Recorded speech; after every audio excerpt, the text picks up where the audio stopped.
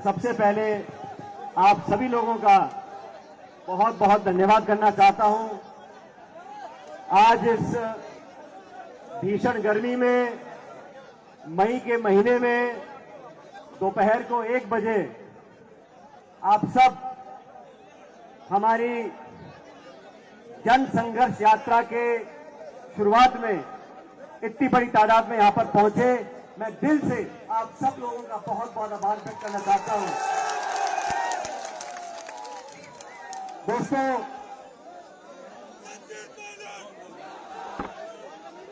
मेरे आदरणीय बुजुर्गों, माताओं, बहनों, नौजवान साथियों, आप सब जानते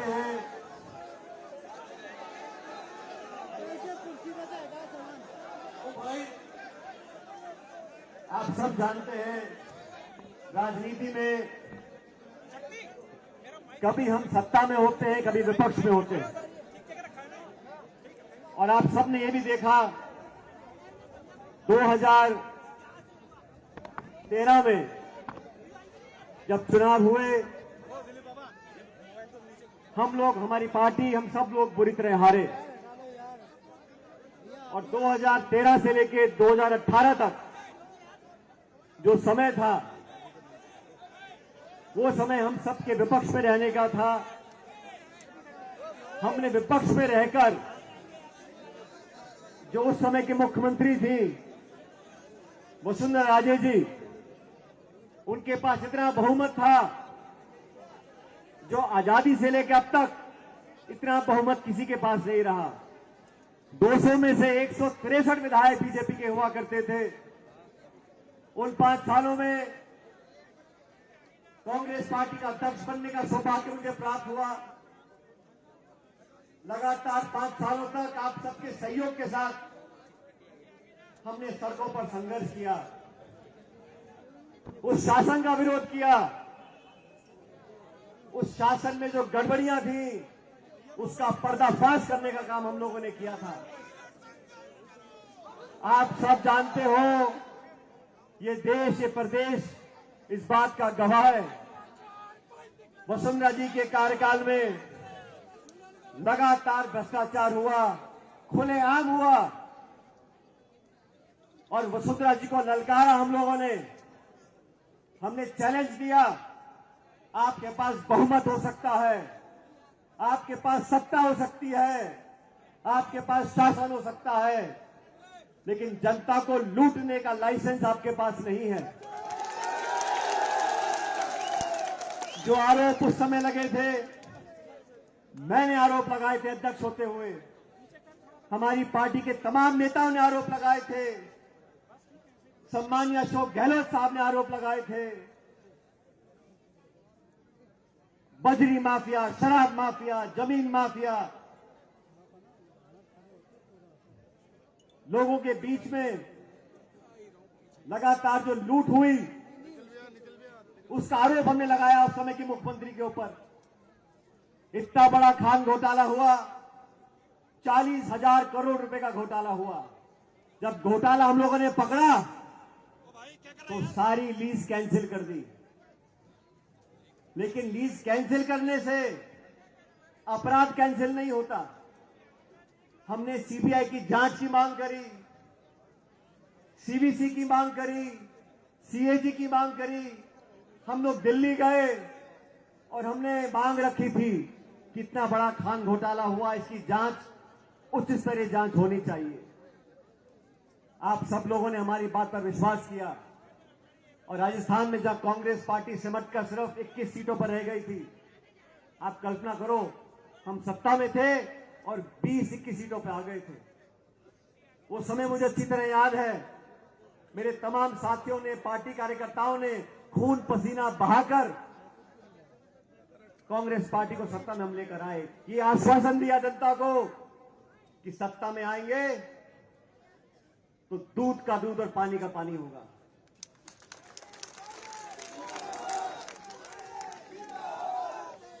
अभी 2 दिन पहले कर्नाटक में चुनाव पूरे हुए। वहां की भाजपा सरकार को हम सब ने कहा, और सही कहा, कि ये 40% की सरकार है, ये कमीशनखोर सरकार है। और उसी का कारण है जब कर्नाटक में मतदान हुआ, आज हमारी पार्टी को बहुमत मिल रहा है वहां पर, तो इसलिए मिल रहा है, हम भाजपा को इसलिए हरा पा रहे हैं क्योंकि हमारे जो भ्रष्टाचार के आरोप थे उसको जनता ने स्वीकार किया है। कर्नाटक में भाजपा सरकार ने भ्रष्टाचार किया, कांग्रेस हम सब लोग जनता के बीच गए, अपनी बात को रखा और जनता ने आज मन बनाया कि भाजपा सरकार की विदाई तय करी कर्नाटक के अंदर। मैंने 3-3.5 साल तक इंतजार करने के बाद हमारी सरकार को, सम्माननीय मुख्यमंत्री जी को मैंने चिट्ठी लिखी, मैंने आवेदन किया उनको। मैंने कहा आपने और हमने मिलकर जो तमाम आरोप लगाए थे, अब लगभग 3.5 साल हो गए, इन आरोपों की जांच होनी चाहिए। मैं आपसे पूछना चाहता हूं, उन आरोपों की जांच होनी चाहिए कि नहीं होनी चाहिए? मैं 1.5 साल तक चिट्ठी लिखता रहा, मैंने कभी सार्वजनिक रूप से इस बात को नहीं कहा। चिट्ठी लिखी, दोबारा लिखी, याद दिलाया, आग्रह किया, आवेदन किया, लेकिन ना तो जवाब आया ना कार्रवाई हुई। अब चुनाव में बच गए 7 महीने। मैंने जयपुर के अंदर मौन व्रत रखा और 1 दिन का अनशन किया। ये कहा कि वसुंधरा जी के कार्यकाल में जो तमाम आरोप लगे थे, हमने लगाए थे, भ्रष्टाचार हुआ था, उसकी जांच करें। आज से ठीक 1 महीने पहले 11 अप्रैल की बात है, उसके बाद भी कोई कार्रवाई नहीं हुई, कोई जांच गठित नहीं हुई। साथियों, राजनीति में जबान की कीमत होती है और आप लोग अच्छी तरह जानते हो, मुझे भी राजनीति में 20-23 साल हो गए।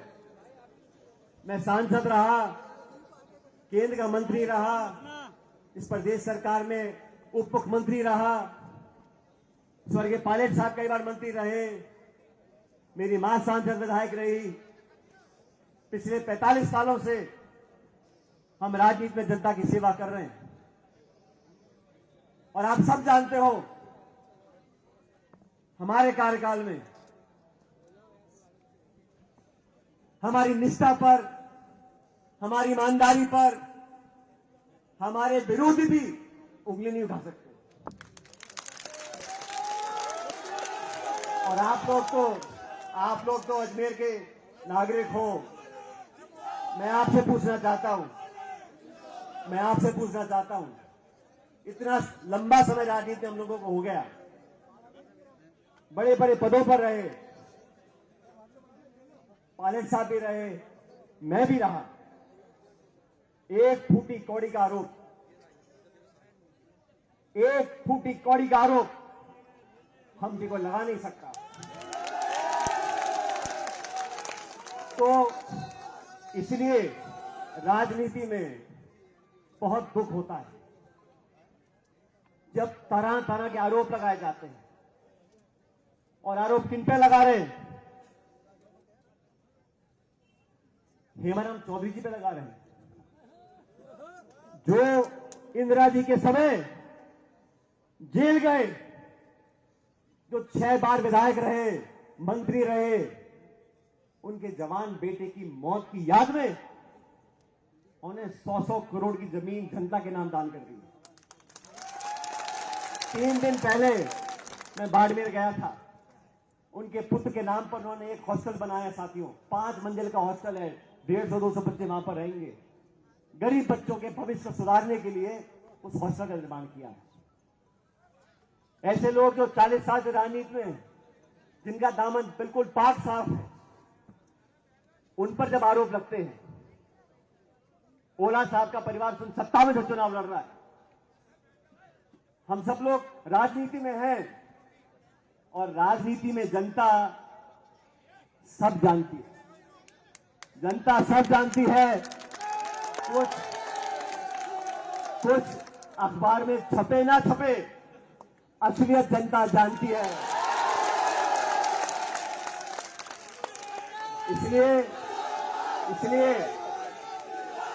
इसलिए इस राजस्थान के अंदर,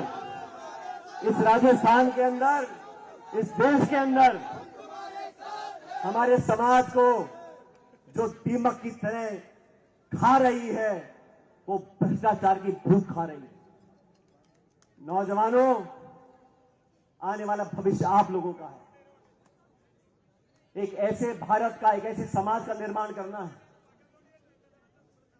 जहां भ्रष्टाचार मुक्त ये भारत और देश बने। मैं आप लोगों से आह्वान करना चाहता हूं, मैंने 2 दिन पहले जयपुर में निर्णय लिया और निर्णय लेने के बाद मुझे बहुत लोगों ने कहा, अरे क्या सचिन पायलट जी, आप पैदल चलना चाहते हो, 100-100 किलोमीटर चलना चाहते हो, मई का महीना है, आग बरस रही है। मैंने उनको कहा, राजनीति आग का दरिया है, इसे तैरकर पार करना पड़ेगा।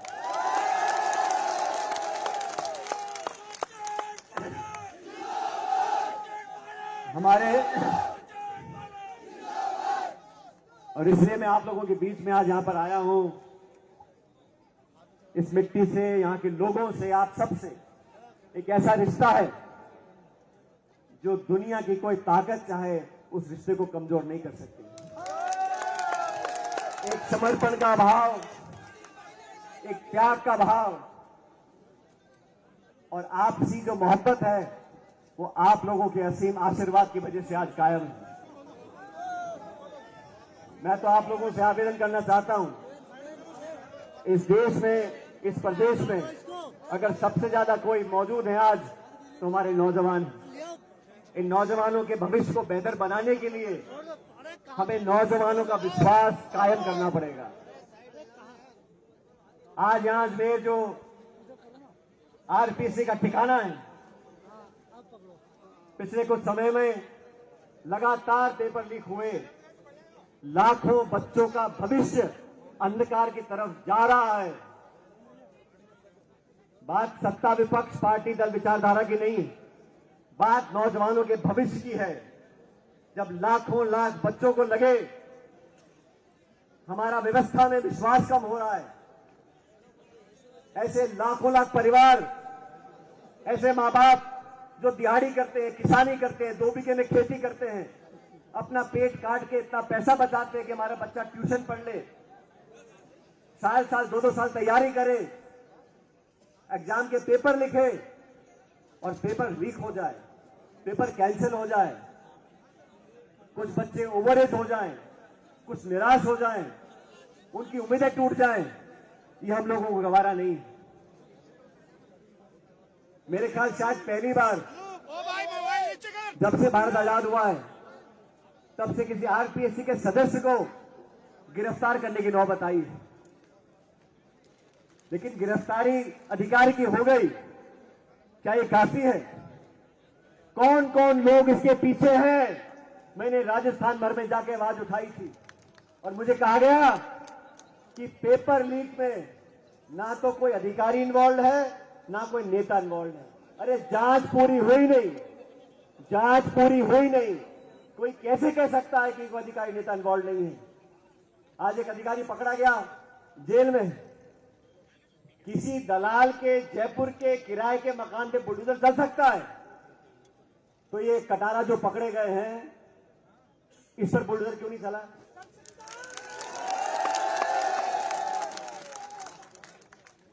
अपनी आवाज उठाने के लिए, आपकी आवाज सुनने के लिए, जनता की आवाज बनने के लिए हम लोगों ने यात्रा निकाली है। जन संघर्ष यात्रा किसी के विरोध में नहीं है, जन संघर्ष यात्रा भ्रष्टाचार के विरोध में है। जन संघर्ष यात्रा नौजवानों के संरक्षण के लिए है। हमारे बच्चे बच्चियां पढ़ लिख कर उन पदों पर बैठे जहां से नीतियां बनती हैं। ये सपना स्वर्गीय पायलट साहब का था। किसान का बच्चा, गरीब का बच्चा, मजदूर का बच्चा, दिहाड़ी करने वाला बच्चों, माँ बाप के बच्चे उन पदों पर बैठेंगे जहां से आरपीएससी की नीति बनती है, शिक्षा नीति बनती है, सरकार के नियम कानून बनते हैं। उन पदों पर वो नौजवान बच्चे बैठेंगे तो देश में सही नीतियां बनेंगी। मैं तो साथियों, क्योंकि यहां आपके बीच खड़ा हूं, मैं आप लोगों से पूछना चाहता हूं, क्या नौजवानों के भविष्य को बेहतर बनाने के लिए हम लोग साथ नहीं आ सकते? क्या इस प्रदेश से भ्रष्टाचार, करप्शन को मिटाने के लिए हम लोग साथ नहीं आ सकते? तो मेरे दोस्तों, माताएं बहनें बैठी हैं, मैं जानता हूं रास्ता मुश्किल है, गर्मी का समय है, इस प्रदेश की राजधानी जयपुर यहां से 125 किलोमीटर दूर है। मैं आप लोगों से पूछना चाहता हूं, मेरे साथ इस करारी धूप में इस रास्ते को नापने के लिए आप तैयार हो कि नहीं तैयार? क्या बोला? मुझे आवाज नहीं आई।